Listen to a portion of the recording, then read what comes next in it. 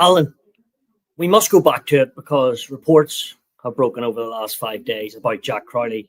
Handré Pollard is leaving Leicester. They clearly have earmarked the Munster and Irish fly half that he's their man. Banding around of £600,000, and obviously his contract's up. Ireland, as you would suspect, want to keep him. I'm not sure financially what they can offer him. When this first broke, not that matters, but I was like, nah, not a chance. He's definitely staying in Ireland and Munster. And then when you take it back, it's probably, as you said to me before we went on air, going on longer than you think. And there's something not quite right on why he hasn't signed. It hasn't quite happened for him over the autumn as Sam Prendergast has come in and has been good, but maybe against France, you talked about for a while, Jack Crowley should have started. He didn't.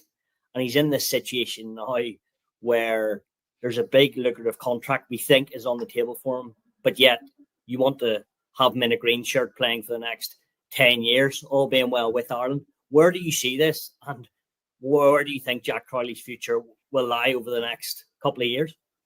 I don't know. I think he needs to probably get reassurances of where he's at with the Irish setup. That'll be a tough blow for him. I just think. And does that make his performance in Rome, without putting huge things on it, like if he goes really well, it's a sign-on job, and if he doesn't, is this now coming down to this 80 minutes? Surely it's not like that. No, it's not. There's no way Ireland can kind of have a dismissive approach to this scenario. Jack Crowley and Sam Prendergast and are two outstanding players. They're still very young. I think Crowley's 25, isn't he? Sam Prendergast is 22, just 22. So look,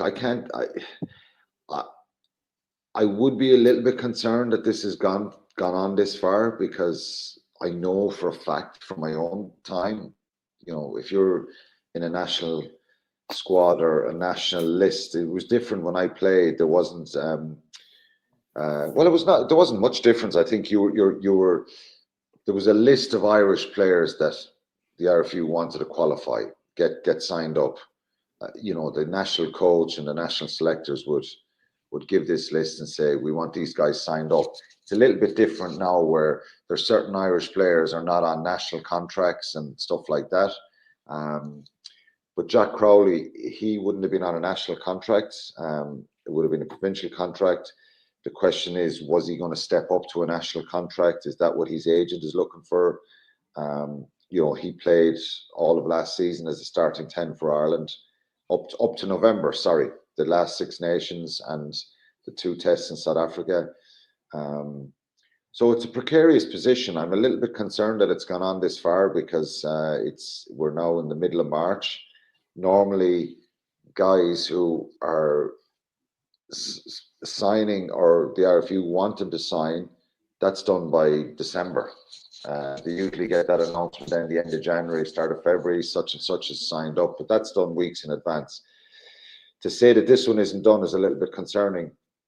I think what happened in November did have an effect on the whole approach, that, if Jack Crowley was even, in fact, to find himself out of the Irish 23, well, maybe he shoots off for 2 years, 3 years, make some money and can possibly come back again. I think it had a dent in his whole psyche. As I said, he responded very well in some games for Munster, and wasn't having that armchair ride. Even in the game they lost over Northampton, I thought that he was outstanding in the Champions Cup. He played really well against Saracens and Limerick. So when that money comes on the table, and Leicester have probably seen an opportunity here, that all these agents chat, and different agents, they feel things around, they talk to the French agents. Sometimes there's 2 agents involved. Matt will know this, you have your Irish agent, and then there's a French agent who works with some of the clubs, and he scouts players for certain clubs. So they all talk, and obviously Leicester have known that Jack Crowley hasn't re-signed, so they put something on the table. That's what we believe. I don't think he needs to go to Italy and have an outstanding performance for the RFU to say, oh, well, we're basing this. That's not something that's happened. I'm sure they've made an offer. I'm sure David Humphreys will want to keep Jack Crowley, because it'd be a big story, wouldn't it, if Jack Crowley decided to leave? Hopefully it doesn't happen. Hopefully it doesn't happen. What in your head, or if you're in Jack Crowley's situation, I think you've already spoke this week saying it would be a backward step. But if the offer, let's chuck out there, is 200 grand less to stay in Ireland and 200 more to go to Leicester, and you're not the number 110 at the moment, what his head must be absolutely fried, but probably in a good way, because if he was to leave Ireland, it'd be terrible for the country, as in a rugby perspective. But then, how do we work central contracts? Because other clubs, everyone wants a 10. So if another club approaches another player and the only way to keep them is put them on the central contract, surely that's not right either. The IRFU have a history of never being held over a barrel. They will, it's very, very hard to get the IRFU to threaten them with something and say, up the money or we're going.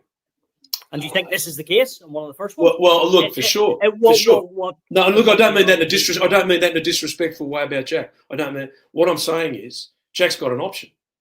He's got 600 G's of the Queen Shilling to go to Leicester. we think, or stay here on significantly less money. Now, so let's just, you either go with the money or you don't. Now, but here's the reason. I would say to Jack, you're 25, as Quinny says. You've got eight, maybe 9 more years in you. Think in the long term. If you stay and fight here and win, you will get the money. You will get your career prolonged, because the Irish system looks after its players, and you will improve. If you go to Leicester in the English Premiership, it's a substandard competition. Which clubs in the English competition are fighting in Europe at the top end? That's where Jack wants to be. He wants to be the top end of Europe. And he's not going to do that with Leicester. Will playing in the English Premiership make him a better player? No. So he's going to get some short-term financial gain, but is that in the long run going to be better for him? So, I said, I'm not talking out of school. Gordon Darcy, I had dinner with Gordon the other night. He faced the same dilemma when I was coaching him. He got an offer from London Irish for a lot of money and a lot less to stay here. And to Gordon's undying credit, he stayed and he fought. And look what he did with the rest of his career. He turned himself into one of the best inside centres Ireland's ever seen. And I think if Jack went, I would not criticise him, because it's a lot of money and you've got to look after yourself because your career is short. But I think it's a short-term gain for a long-term loss.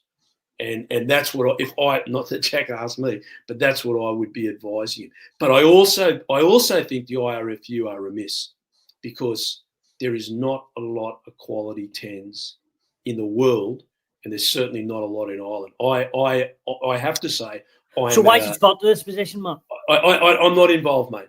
I certainly would say that Jack. Why do you think? I think Jack is not been selected. He has not got the money that international tens are on huge money around the world.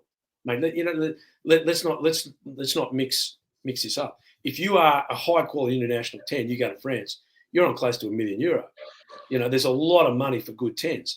And I think if the story's right and there's 200 Gs, Jack's been very, very underpaid. And he knows it. That's the market. We all know. If you're out there and you're in that position, you know the market for your position. So I don't understand why, if this report is true, why the IRFU haven't secured him with some form of bonus contract to reward him on the way through. So, none of us are involved in the minutiae of this.